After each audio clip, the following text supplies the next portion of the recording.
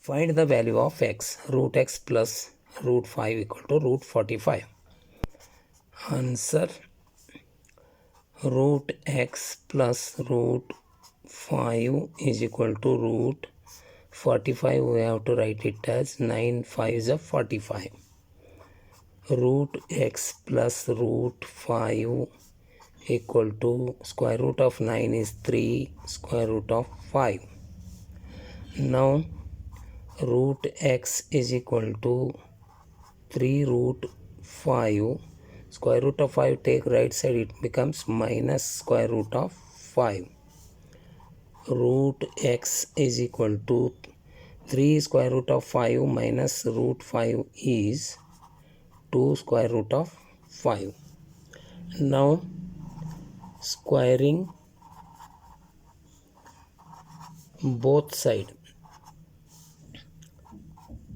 Square root of x square equal to 2 square root of 5 whole square. Here square root gets cancelled. X is equal to 2 square is 4. Here square root cancel into 5. Now x equal to 4 5 is a 20 is answer.